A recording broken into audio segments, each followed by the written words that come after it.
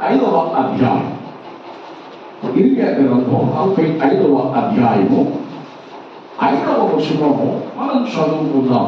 ఇర్మియా గ్రంథం 45వ అధ్యాయము 45వ అధ్యాయము 5వ వచనం మనం చదువుకుందాం. పేజీ నెంబర్ 667, ఓల్డ్ టెస్టమెంట్ పాత నిబంధన. నీ నిమిత్తము నీవు గొప్ప వాటిని వెతుకుచున్నావా? వెతకవద్దు. నేను సర్వ శరీరుల మీదకి కీడు రప్పించుచున్నాను. అందరి మాటలతో పలకండి. నీ నిమిత్తము నీవు గొప్ప వాటిని వెతుకుచున్నావా? వెతకవద్దు.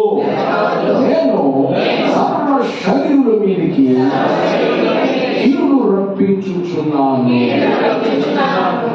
దేవుని వాక్యాన్ని కొన్ని నిమిషాలు మనము ధ్యానించాం. ఇక్కడ ఇశ్రాయేలు గొప్ప వాటి కొరకు ప్రాకులాడుతుంది. గొప్పయి వెతుకుతున్నాడు, అడుగుతున్నాడు దేవుని సన్నిధిలో. చాలా సంతోషం. మనందరం గొప్పగానే ఉండాలి. కానీ ఇశ్రాయేలు అంటున్నాడు, నీవు నీ నిమిత్తం నీవు గొప్ప వాటిని వెతుకుతున్నావా? వెతకొద్దు. సర్వ శరీరానికి కీడు రప్పించబోతున్నాను. ఏమండి, మనం గొప్ప అవటం దేవుడికి ఇష్టం లేదంటారా? సహజంగా తల్లిదండ్రులమైన మనము మన పిల్లలు గొప్పవారు ఉండాలని ఆశిస్తాం. గొప్ప స్థితిలో ఉండాలని, గొప్ప స్థాయిలో ఉండాలని ఆశిస్తాం. తప్పేమీ కాదు. మరి దేవుడు గొప్ప వాటిని మనుషులు వెతుకుతూ ఉంటే, ఈశ్వరుడు వెతుకుతూ ఉంటే దేవుడు అంటే వెతకొద్దు, నేను కీడు రప్పించబోతున్నాను. మనం గొప్ప మాత్రం దేవునికి ఇష్టం లేదంటారా? అట్లా అయితే కష్టకరం 1వ అధ్యాయంలో ప్రభు అంటాడు, ఆకాశమా ఆలోచించు, భూమి చెవియొక్కు, నేను పిల్లలు ఏం చేశాను? పెంచి గొప్పవారే చేశాను. పిల్లలు ఏం చేశాడంటే ఆయన పెంచి గొప్పవారిగా చేశాడు. మరి అంత గొప్పవారిగా చేసిన ఆయన మరి ఇప్పుడు ఈ మాట ఎందుకు అంటాడు? ఆయన నీవు గొప్ప వాటిని వెతుకుతున్నావా? వెతకొద్దు, కీడు రప్పిస్తాను. సర్వశరీరుల మీదకి కీడు రప్పించబోతున్నాను అని అన్నాడు.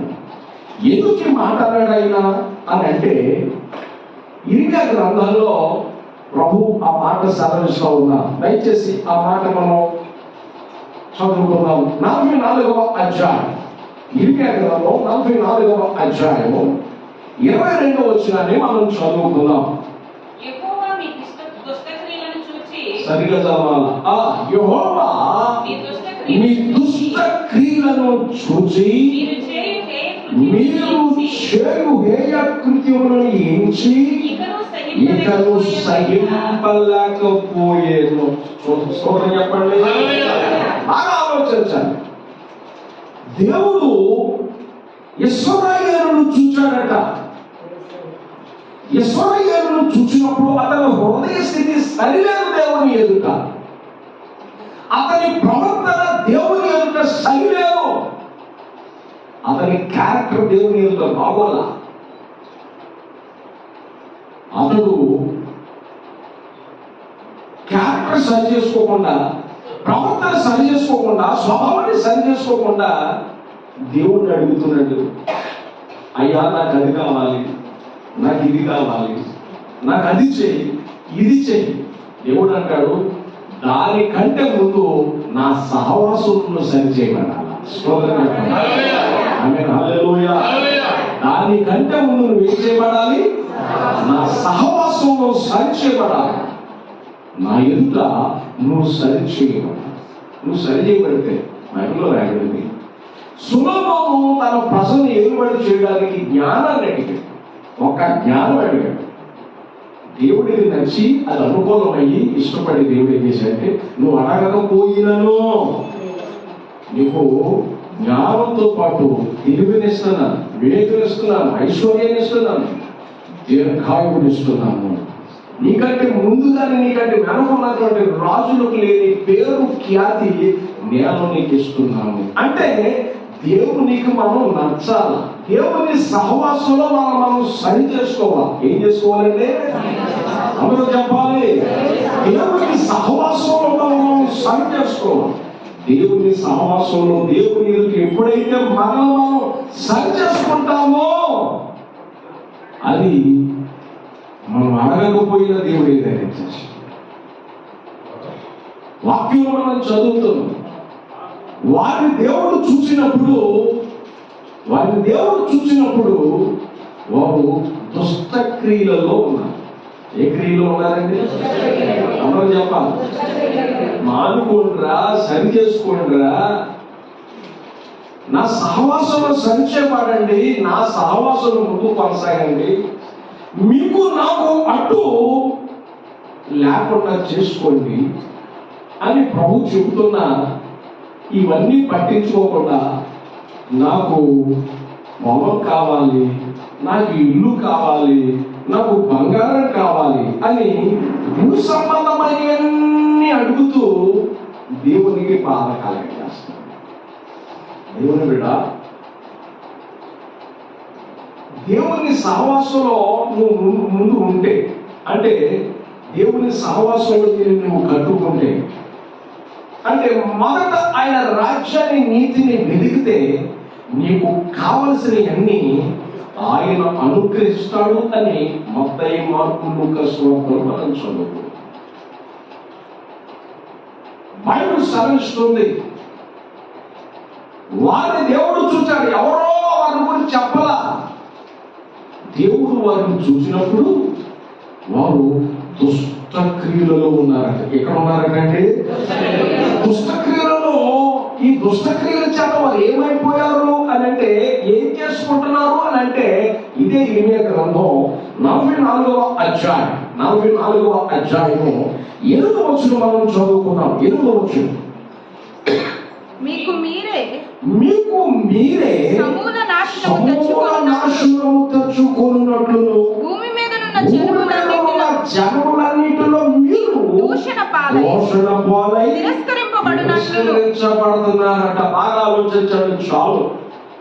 బైబిల్ సెలవిస్తుంది, మీరు దుష్ట క్రియలలో ఉండిపోయి దుష్ట ప్రవర్తన కలిగి నా ఎదుట మిమ్మల్ని మీరు సరి చేసుకోకుండా మీ హృదయ స్థితి, మీ మనస్థితి బాగోదా, ఆ కారణం అట్లా కొనసాగుతూ మీకు మీరే సమూల నాశనం చేసుకుంటున్నారు. మీ మార్గాలు చెరిపేసుకుంటున్నారు భూమి మీద. నోవహు కాలంలో సమస్త శరీరులు తమ మార్గాలు చెరుపుకున్నట్లుగా ఇక్కడ ప్రజలు తమ మార్గాలు చెరిపేసుకుంటున్నారు. భూలోకంలో దేవుని సహవాసాన్ని పోడి చేస్తున్నారు, దేవుని సహవాసానికి దూరం అయిపోతున్నారు. ఈరోజు ఎక్కడ చూసినదే భూ సంబంధమైన దాని కొరకు ప్రాకున్నట్ట, ఆత్మ సంబంధమైన దాని కొరకు ప్రాకున్నట్లేదు. గాంధీ సుమందరు కూడా పేతురు అంటారు, దేవుని ఎదుట నీ హృదయం సరి అయినది కాదు. దేవుని ఎదుట నీ హృదయము సరి అయినది కాదు అని చెప్పాడు. అయ్యో అని ఏడవాలి. కానీ అతను ఏం చేసాడో తెలుసా? నాకు ప్రార్థించుకునే టైం లేదు, నా కొరకు నువ్వే ప్రార్థించు అని అన్నాడు. ఆయన డ్యూటీ చేయలేదు, డ్యూటీ చేశాడు. విచిత్రమైన విషయం, నువ్వు చచ్చిపోబోతున్నావు అయ్యా, ప్రార్థన చేసుకో అని అంటే నాకు టైం లేదు, నా కొరకు నువ్వే ప్రార్థన చేసుకోండి. స్తోత్రం చెప్పండి. విచిత్రం చూడండి, అట్లా అయిపోయింది పరిస్థితి. సమూల నాశనం చేసుకుంటున్నారు. ఈ పరిస్థితిని చూసిన దేవుడు మంచి దేవుడు కదా, మనం ఆరాధించే దేవుడు గొప్ప దేవుడు కదా.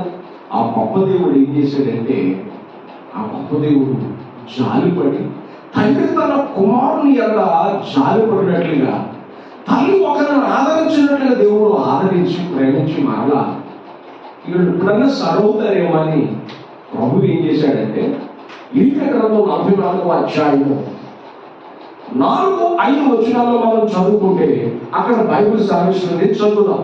మరియు నేను పెందల కడలి లేచి దేవుడు ఏం చేశాడంటే వారు పాడు చేసుకుంటుంటే దేవుడు చూడలేక, దేవుడు తట్టుకోలేక ఏం చేశాడంటే దేవుడు అంటున్నాడు, మరియు నేను పెద్దల కాడ లేచి ప్రవక్తలైన నా సేవకులందరినీ ఏమిటట, ప్రవక్తలైన నా సేవకులు అందరినీ అందరినీ యొద్దకు పంపుచు సోదరు చెప్పండి, నాశనం చేసుకున్న ప్రజల మధ్యకి పంపించాడు. పాడైపోతున్న ప్రజల మధ్యకి వస్తున్నారు, కానీ సత్యాన్ని గుర్తించలేకపోతున్న లోకం, నిజదేవుడు ఎవరో తెలుసుకోలేకపోతున్న లోకం. యోహాను సువార్తలో రాయబడిన నిజమైన వెలుగు ఉండేది కానీ మనుషులు దానిని ఏం చేయట్లేదు, గ్రహించలేకపోతూ ఉన్నారు. నిజమైన వెలుగు ఉంది, దానిని మనుషులు గ్రహించలేకపోతూ ఉన్నారు. బైబిల్ సెలవుస్తుంది, పెద్దల కాడ లేచి ప్రవక్తలైన సేవకులను మీ అందుకు పంపుచున్నాను. సేవకులు వస్తున్నారు. సేవకుడు ఏం చేసేవాడు చెప్పరా? నా వైపు చూడండి. సేవకుడు ఏం చేసేవాడు అంటే యేసయ్యను చూపించేవాడు. ఎవరిని చూపించేవాడు అంటే ఎవరు చెప్పండి? యేసయ్యను చూపించాలి. దైవజనుడు అనేవాడు దేవుడు చూపించాలి. తనను తాను ఎప్పుడు చూపించుకోకూడదు. దేవునికి రావాల్సిన మహిమ ఏ దైవజనుడు దొంగిలించకూడదు, ఎవరు దొంగిలించకూడదు. యేసు లేకపోతే మనం జీరోగాడు, ఎందుకు పనికిరాని వారు. యేసు ప్రభు ద్వారా నాకు ఇస్తాయి, యేసు ప్రభు ద్వారా నీకు ఇస్తాయి. యేసును మనం చూపించాలి. ప్రవక్తలైన దైవ సేవకులందరూ కూడా వచ్చి వారి మధ్యకు వచ్చి యేసు ప్రభుని చూపిస్తున్నారు. దేవుడు తిరగమని చెబుతూ ఉన్నారు, దేవుని ఆశ్రయించమని చెబుతున్నారు, దేవుని వెనకమని చెబుతున్నారు. ఇదిగో మిమ్మల్ని మీరు నాశనం చేసుకుంటున్నారు. ఆ నాశనం నుండి మీరు బయటకు రావాలంటే, మీ కుటుంబాలు నాశనం అయిపోతారు, ఆ నాశనం నుండి బయటకు రావాలి అని అంటే దేవుని తట్టు తిరగండి అని దైవ సేవకులు వచ్చి వారికి బోధిస్తున్నా వారు ఏం చేస్తున్నారో తెలుసా? పంపుచు నా అసహ్యమైన హేయ కార్యమును మీరు చేయకుండుడి అని చెప్పుచూ వచ్చి తిని కానీ వారు ఏం చేయలేదంటండి. చాలు, వాళ్ళు ఆలకించలేదు. ఏం చేయలేదంటండి? ఆలకించకపోవడం కొత్తేమి కాదు. ఈమె గ్రంథంలో రాయబడింది, నీకు బాల్యం నుంచి వాడికే కదా నా మాట వినకపోవడం. నా మాట వినకపోవడం నీకేమిటి? బాల్యం నుంచి వాడుక. అన్నీ అంటావు, అందరి మాటలు వింటాం, కానీ దేవుని మాటే వింటాం. మంచి చెప్తున్నా దైవజనుడు ఉన్నారనుకో, అక్కాయి ఒక ఆయన అంటాడు, రై ఆ పాస్టర్ గారికి 20,60 వచ్చినాయిరా. పాస్టర్ గారికి ఏమొచ్చినాయంట? 20,60 వచ్చినాయంట. ఆ 60 సంవత్సరాలు ఉన్నవాడికి భక్తి కాదు, మనకి భక్తి కాదు. అప్పటికి మరణానికి ఒక గ్యారెంటీ ఉందా? చెప్పండి గట్టిగా. భూలోకంలో ఉన్న ప్రతి వస్తువుకి జీవితాంతం గ్యారెంటీ ఏం లేదు. జీవితాంతం గ్యారెంటీ ఏం లేదు. కొంతకాలం 1 సంవత్సరం, 2 సంవత్సరం, 3 సంవత్సరం, 4 సంవత్సరాలు, 5 సంవత్సరాలు, 10 సంవత్సరాలు. ఒక ఫ్రిడ్జ్ కొనమంటే 15 సంవత్సరాలు, 10 సంవత్సరాలు గ్యారెంటీ ఇస్తాం. మనం కొనుక్కున్న ఫ్రిడ్జ్ ఉండదు, మనం ఉంటున్నాం. మనకి గ్యారెంటీ లేదు. స్తోత్రం చెప్పండి. మనకి గ్యారెంటీ లేదు, వారంటీ లేదు. ఏం లేదండి? చెప్పాలి గట్టిగా. ఇన్ని సంవత్సరాలు నేను ఉంటాను. మైకేల్ జాక్సన్ అండి గడికి ప్రపంచంలో పేరు మోసిన పేరు ఖ్యాతలు గడించినటువంటి డాక్టర్ దగ్గర చూపించుకుంటూ ఉండేవాడు. గడి పరీక్షలే. అతను తాగే నీళ్లు, అతను తినే ఆహారం అన్ని పరీక్ష చేసుకున్నాడు. ఎందుకంటే 100 సంవత్సరాలు బ్రతకాలి, కానీ 50 సంవత్సరాల లోపే చచ్చిపోయాడు. ఎన్ని సంవత్సరాలు చచ్చిపోయాడు? 50 సంవత్సరాలు దాటిన అంతే ఆ దాంపత్యంగా చచ్చిపోయాడు. ఆయన కోర్టు లైన్ దర్శించిన మరణానికి గ్యారెంటీ ఏమి లేదు. ఇవన్నీ మానేయండి అని అంటే మెడవంచని జనంగా మారిపోయారు. సరే ఎట్లా మారిపోయారండి? చెప్పాలి గట్టిగా. మెడవంచని తరం, తలవంచని తరం, సంగమని కళ్ళు నెత్తుకొచ్చిన తరం. ఒక యవనస్తుడు నడుస్తూ ఉండేది. అసలు రోడ్ అంట నడుస్తుంటే నన్ను గుద్దితే కారు తొనగలైపోతానని నడుస్తూ ఉంటాడు. బాడీ ఎట పెట్టుకుని దేవుని బిడ్డ ఎనక వస్తూ ఉంటుంది కనుక ఆ భూమి ఎందుకు వాడు అన్ని నడుచుకుంటే మనం అంటాము, రే ఎందుకురా ఎగురుబాటు, ఎందుకురా ఎగిరెగిరి పడుతున్నావు, కళ్ళు ఎత్తుకొచ్చినది అని అంటాము. అవునా కాదా? ఇశ్రాయేలు కూడా దేవుని మాట వినడం లేదు. ఎవరి మాట వినడం లేదండి? చెప్పండి. దేవుని మాట వినని వాడే ఇశ్రాయేలు మారిపోయాడు. మెడ వంచటం లేదు, ఆలకించట్లేదు. దేవుడి బాధ అదే. వాక్యంలో పెడితే దేవుని మాట వింటేనంట మేలట. దేవుని మాట వింటేటండి అందరు చెప్పండి. దేవుని మాట వింటే మేలు, కానీ దేవుని మాట వినడగా, దేవుని మాట ప్రకారం చెడుగా బైబుల్ సాధిస్తుంది. వాడు నా మాట ఆలకించాల. దేవుడికి అంత బాధండి. పిల్లలు పెంచి గొప్పలు చేసిన ఆ ప్రభు అంటున్నాడు, నేను పిల్లలు పెంచి గొప్పలు చేశాను కానీ ఆకాశం మీద భూమి చెవులతో ఏదో నా మీద తిరుగుబాటు చేశాను. ఎద్దు తన కామాలను నెరుగును, అంటే రైతు నెరుగును. కామాలు అంటే రైతు. ఎద్దు తన కామాలను నెరుగును, గాడిద తన సొంతమని దొడ్డు తెలుసు దానికి. కానీ నా ప్రజలు లెక్కలేని పర్యాయాలు నన్ను విసర్జించారు, తృణీకరించారు. జీవజల ఊట అయినా నన్ను త్రోసి వేశారు. దేవుడు బాధపడు ఆలకించలేకపోయాడు. ఏం చేయలేకపోయాడట? ఆలకించలేకపోయాడు. దేవుని మాటని వింటే నువ్వు బాగుపడతావు. బైబిల్ సెలవిస్తుంది దేవుని మాట మనం వినాలి. ఎవరి మాట వినాలంటే వారి దగ్గరికి దేవుడు పెద్దల కాడే లేచి సేవకులను పంపిస్తూ ఉన్నాడు.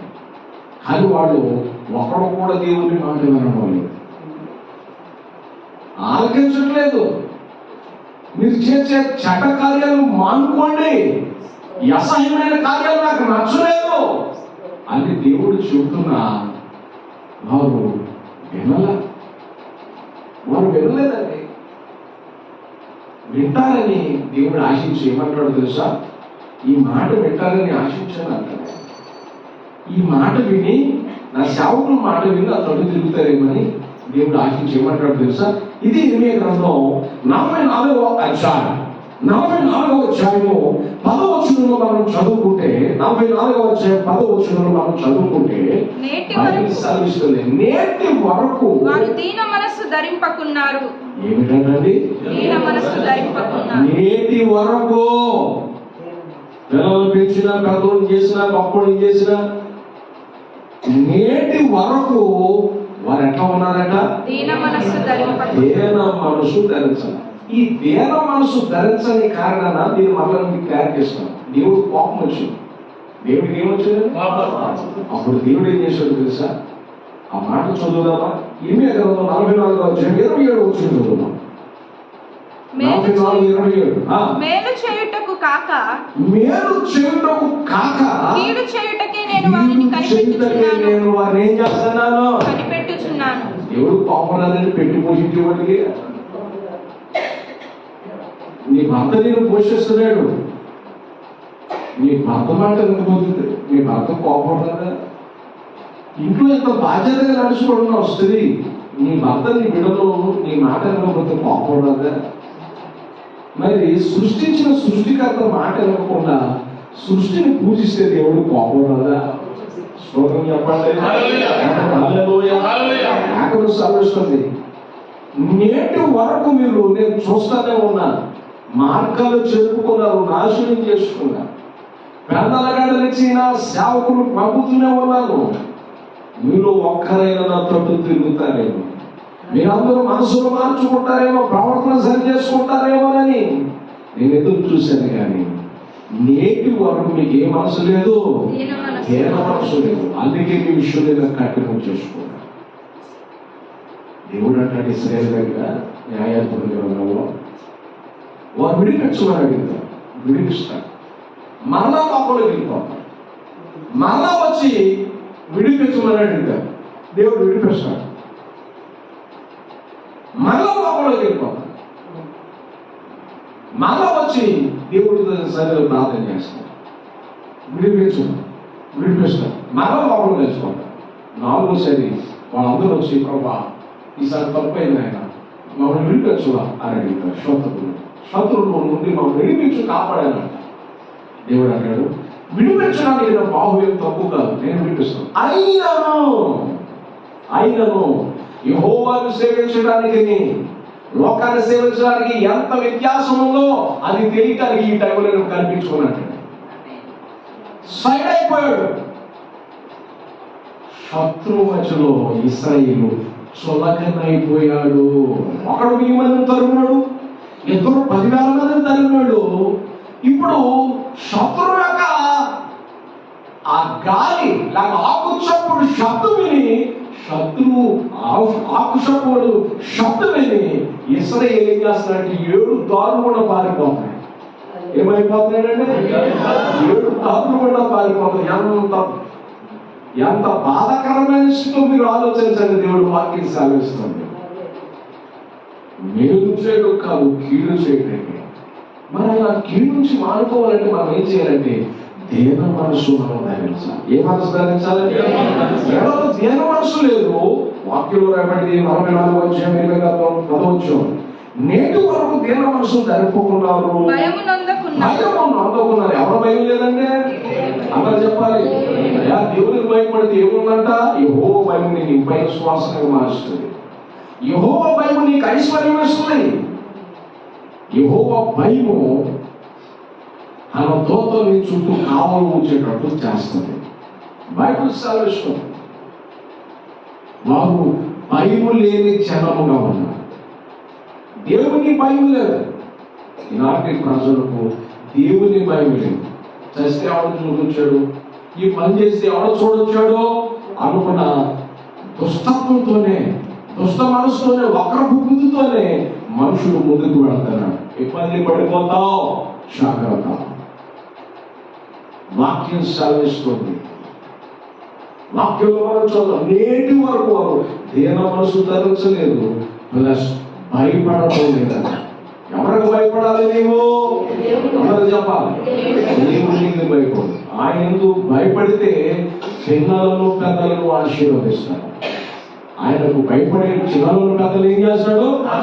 ఆశీర్వదిస్తాడు. దేవునికి భయపడు. దేవునికి భయపడితే ఆశీర్వదించడం. వారు భయం అందుకున్నారు. నేను మీకును మీ పితరులకు నియమించిన ధర్మశాస్త్రమునైనను కట్టడలనైనను అనుసరింపకై ఉన్నారు. వాక్యాలు అనుసరించగలరు. ఎంటున్నారు? వెళ్ళిపోతున్నారు. దేవుని వింటున్నారా? వాక్యాన్ని వింటున్నారు, వెళ్ళిపోతున్నారు అని నేను చెప్తున్నాను. వాక్యాన్ని విని దాని ప్రకారం చేస్తేనే నువ్వు దీవించున్నావు. వాక్యాన్ని విని దాని ప్రకారం నువ్వు చేస్తేనే దీవించున్నావు. వాడు నిరంతరంగా ఆశీర్వదించున్నావు. వాక్యానుసారంగా నడుచుకున్నావు. నువ్వు వాక్యం విని వెళ్ళిపోతే నువ్వు త్రోవ పక్క పడ్డ విత్తనం, రాత్రిలో పడ్డ విత్తనం, దాని ద్వారా ప్రయోజనం లేదు. విని దాన్ని ఆచరిస్తే దేవుడు ఆనందిస్తాడు. స్తోత్రం చెప్పండి. దేవుడు ఏం చేస్తాడండి? అందరూ చెప్పండి. ఆనందిస్తాడు. దేవ మనసు వారికి లేదట. ఆయన కట్టను అనుసరించడం మానేశారట. ఆయనకు భయపడటం మానేశారట. బైబిల్లో రాయబడింది, ఎదిగే కొద్దీ ఒదుకుంటారా? ఎదిగే కొద్దీ నువ్వు ఒదుకుంటే నువ్వు ఆశీర్వదించబడతావు. అంటే దీనుడుగా మత్తయి 5 5, 6, 7 అధ్యాయాలు కొండ మీద ప్రసంగం అని పిలుస్తాం. ఇది 5వ అధ్యాయంలో మొదటి వచనంలో ప్రభు అంటాడు, ఆ 2వ వచనంలో, ఇదిగో ఆత్మ విషయమై దీనులైన వారు ధన్యులు, పరలోక రాజ్యము వారికి. స్తోత్రం చెప్పండి. హల్లెలూయా. దీనత్వాలను మనం కలుగు. మత్తయి 11 అధ్యాయం 28, 29 వచనాల్లో రాయబడింది, ఇదిగో మీ దేవుడులైన నేను సాత్వికుడును, దేన మనసు గలవాడను. ఏ మనసు అండి? అందరూ చెప్పాలి గట్టిగా. దేన మనసు కలిగిన వాడు. స్తోత్రం చెప్పండి. హల్లెలూయా. దేన మనసు మనం కలుగుతాం. దేన మనసు మనం కలుగుతున్నామా? దీన మనసు మనం కలవాలి. మేక గ్రంథంలో రాయబడింది, ప్రభు అంటాడు, ఇదిగో నేను మీ నుండి ఏం ఆశిస్తున్నాను, ఏం అడుగుతున్నాను? మీ పొలాలు కావాలని, మీ నగదు నటర కావాలని నేను అడగట్లా. నేను అడిగేది ఏమో అడుగుతున్నానంటే న్యాయంగా నడుచుకోమని, కనికరంగా ఉండమని, దేన మనసు కలిగి ప్రవర్తించమని. స్తోత్రం చెప్పండి. ఏ మనసు కలిగి ఉండాలండి? అందరూ చెప్పాలి. దేన మనసు కలిగి ఉండాలి. ఏ మనసు అండి? అందరూ చెప్పాలి గట్టిగా. దేన మనసు. ఏదో ఇద్దరు ఉద్యోగాలు చేస్తున్నారని నాకేం కొదువు అన్నట్టుగా ఈమె తేగుతుంటే ఊరంతా వినబడుతుంది. ఈమె తేగుతుంటే ఎక్కడికి వినబడుతుందండి? ఉద్యోగాలు చేస్తున్నారు 30,000. మరి అమ్మాయిని ఎంత చెప్పాలండి? ఆ దేవుడు మనం అందరూ కొట్టుకోవాలి. ఆయన ఎంత చెప్పాలంటే అన్ని కలిగిన అనిగా మనం ఉంటుందండి. ఏమి లేదు, ఆ మధ్యలో చూస్తూ చూసారా ఈ నడమంత్రపు సిరి ఏం చేస్తుందంటే ఓ పొంగిపోతా ఉంటుంది. నడమంత్రపు సిరి ఎగిరి పడతా ఉంటుంది. ఎందుకు? దెబ్బకి ఇరిగి పడతాయి. స్తోత్రం చెప్పండి. దేవుడు విన్నారా? దేవుడు వాక్యం సాగిస్తున్నాడు. దేన మనసు. దేవుడు అంటాడు నేనేం అడగట్లా, దేన మనసు కలిగి నీవు నడుచుకో. 3 పూటలు ఉన్నవాడు ఒక పూటకు లేని వాడు చూసి నీ బతికితేరా అని అనకూడదు, ఎగిరి పడకూడదు. వాళ్ళే బళ్ళు అయిపోతే బళ్ళే వాళ్ళు అవుతాయి, వాళ్ళే బళ్ళు. ఎవరి పరిస్థితి ఎట్లానో తెలియదు, తారుమారైపోతాయి. బాబేలు గొప్పడు తారుమారైపోతాయి. కాబట్టి నీకు 3 పూటలు ఉందనుకో, ఒక పూటకి లేదు చూసి సహాయపడు. ఏమెత్తుకుపోతావు? పోత ఏం తీసుకుపోతావు? రాజీవ్ గాంధీ గారు ఏం తీసుకుపోయాడు, ఎన్టీ రామారావు గారు ఏం తీసుకుపోయాడు, రాజశేఖర రెడ్డి గారు ఏం తీసుకుపోయాడు, మనమేం తీసుకుపోతాం? మనతో ఏమి కాబట్టి చదువుకున్నాడు అంతా తీసుకెళ్లేలాకైతే అక్కడ రియల్ ఎస్టేట్ వ్యాపారం పెట్టారు. స్తోత్రం చెప్పండి. చచ్చిపోయినంతా ఈ భూమి తీసుకుపోయేలాకైతే ఏం చేయడంటే చెప్పాలి. అక్కడ బిజినెస్ ఎక్కువైపోయేది. 100 ఎకరాలు 50 ఎకరాలు తీసుకుపోయేవాళ్ళు, కానీ ఆ అవకాశం లేదు. స్తోత్రం చెప్పండి. హల్లెలూయా. దేవుడు పెట్టారా? దేన మనసు కలిగి ఉండాలి. ఇశ్రాయేలు దేవుడు అన్నాడు ఈ మనసు నీకు లేదే, ఈ మనసు ఉంటే నేనేం చేస్తాను? సత్యమైన మాట మనం చదువుకుందాం. మన కార్యక్రమం మనం చేద్దాం. ఇర్మియా గ్రంథం 33వ అధ్యాయం. ఇర్మియా గ్రంథం 33వ అధ్యాయము 8వ వచనం మనం చదువుకుందాం. ఇర్మియా గ్రంథం 33వ అధ్యాయం 8వ వచనం. వారు నాకు విరోధముగా చేసిన పాప దోషము నిలవకుండా. చూసారా? వారు నాకు విరోధంగా చేసిన పాప దోషము నిలువకుండా వారిని పవిత్రపరతును. వారిని ఏం చేస్తాడట? దేన మనసు కలిగి దేవుని తట్టు తిరిగితే, సరి చేసుకుని దేవుని తట్టు తిరిగితే కీడుకు బదులు ఆయన నీ తట్టు తిరిగి నేనేం చేస్తాడట? పవిత్రపరుస్తాడు. స్తోత్రం చెప్పండి. హల్లెలూయా. పవిత్రపరచడమే కాదు, ఆ కింద ఇంకా ఉంది, నాకు విరోధముగా చేసిన దోషములన్నిటిని, తిరుగుబాటులన్నిటిని క్షమించెదను, క్షమిస్తాను. స్తోత్రం చెప్పండి. క్షమించు దేవుడు. చక్కటి మాట ఉంది. నీలా ప్రేమించేదను, నీలా క్షమించేదను. అంత మర్చిపోయారు. ఆయన లాగా ప్రేమించేవాడు లేదు, క్షమించేవాడు. ఎవరైనా ఏదైనా ప్రేమిస్తున్నారంటే నీ దగ్గర ఏదో ఆశిస్తున్నారని. కానీ దేవుడు ఏమి ఆశించుకోకుండా మనం ప్రేమించాలి. అందుకే దేవుడి ప్రేమ అగాపే ప్రేమ. స్తోత్రం చెప్పండి. హల్లెలూయా. దేవుని ప్రేమ ఏ ప్రేమ? అగాపే ప్రేమ. కారణము లేకుండా ప్రేమించిన ప్రేమ. నీ ప్రేమ ఎదుటివాడు పెడితే ప్రేమ, ఎదుటివాడు ఇస్తే ఇస్తాడు. మన మనసులు ఎప్పుడు మీకు చెప్తారు కదా, సంతానం కొంచెం చెప్తారు. మానవ మనిషిలో 3 రకాల మనసులు పనిచేస్తాయి. ఎన్ని రకాల మనసు? 3 రకాల మనసు. ఒకటి మానవ మనసు. ఎదుటోడు పెట్టాడు అనుకో, ఎదుటోడికి పెడతది, పెట్టోడికి పెడతది. ఇది మనిషి మనసు. సైతాన్ మనసు కూడా ఉండదు. ఎదుటోడు పెట్టాడు అనుకో, వీడు పెట్టడం. ఎదుటోడు మేలు చేసాడు అనుకో, కీడు చేస్తాడు. ఇది సైతాన్ మనసు.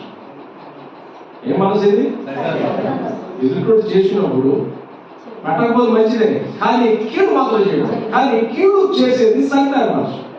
దేవుని మనసు ఏంటో తెలుసా? నువ్వు అపకారం చేసినా ఉపకారం చేసేది దేవుని మనసు. నువ్వు అపకారం చేసినా ఉపకారం చేసేది దేవుని మనసు. అదే తేన మనసు. ఏ మనసు అండి? తేన మనసు. దేవుని దగ్గర ఆయన ఉంటాడు. అందుకే దేవుడు అంటున్నాడు, ఆ కీడు నుండి నేను కీడు నుంచి మళ్ళుకోవాలి అని అంటే, మీ మీదకి కీడు రాకుండా చేయాలి అని అంటే ముందు మీరు సరి చేసుకోండి. నేను పవిత్రపరచబడ్డాను, నేను క్షమించేదే ఉన్నాయా అని దేవుడు అడుగుతున్నాడు. అయ్యా నన్ను క్షమించుకోవా మనం అడగాలి. గత బాల కార్యక్రమం నుంచి బాల కార్యక్రమానికి ఎట్లా ఉన్నా మన దేవుడు ఎదుగుతా. అసలు పరిశుద్ధత కొరకు ప్రాబ్లం ఆడుతున్నామా? పరిశుద్ధత అంటే ఏంటో తెలుసు అసలు నీకు? పరిశుద్ధత కొరకు మనం ప్రాబ్లం ఆడాలి. దేవుని సహవాసం కొరకు మనం ప్రాబ్లం ఆడాలి. ఆత్మీయ సహవాసం కొరకు మనం ప్రాబ్లం ఆడాలి. స్తోత్రం చెప్పండి. హల్లెలూయా. మాట మాట్లాడటం కాదు, క్రియ ఉండాలి. మనలో క్రియ ఉండాలి. క్రియ లేకుండా నువ్వు ఏం చేసిన జనాల్లో పని చేయదు. క్రియ ఉండాలి. దేవుడు అంటున్నాడు, నేను పవిత్రపరిచేది ఉన్నాయా, నేను క్షమించేది ఉన్నాయా? నువ్వు సరి చేసుకోగలిగితే కీడుకు బదులు మేలు చేస్తాను. తల్లు వంశమే ప్రార్థించాలి.